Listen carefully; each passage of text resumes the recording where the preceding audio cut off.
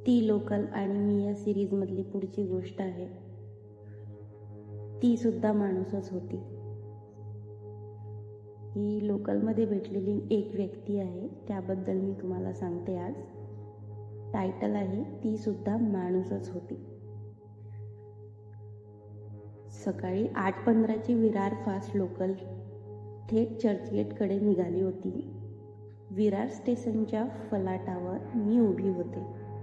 ऑफिसला जायची रोजची धावपळ, पण त्या दिवशी काहीतरी वेगळं होतं. वातावरण शांत नव्हतं, गर्दी होती, पण माझ्या मनात एक विचित्र शांतता. लोकल आली, धावपळ झाली आणि मी कशीबशी महिलांच्या डब्यात चढले. माई 2 रुपये टाका, माई 2 दुवा देई, एक आवाज कानावर पडला. आवाज ओळखीचाच होता. अशा आवाजांना आपण गृहीत धरतो. दर काही दिवसांनी कोणीतरी तृतीयपंथी व्यक्ती डब्यात येते, दुवा देते आणि आपल्याकडून 2 रुपये घेत पुढे जाते. आज पण तसंच काहीसं वाटलं, पण हा आवाज जरा वेगळा होता. त्यात एक गडद वेदना होती.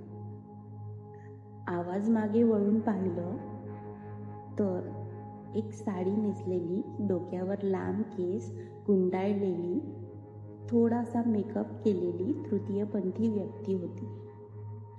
पण चेहरा काहीतरी वेगळंच बोलत होता. ती प्रत्येक महिलेकडे एक एक करून पाहत होती आणि नम्रतेनं बोलत होती. मी गाणं गाणार नाही, शिवाय देणार नाही, फक्त ऐका, एक क्षण बस, एक क्षण. सगळे थबकले.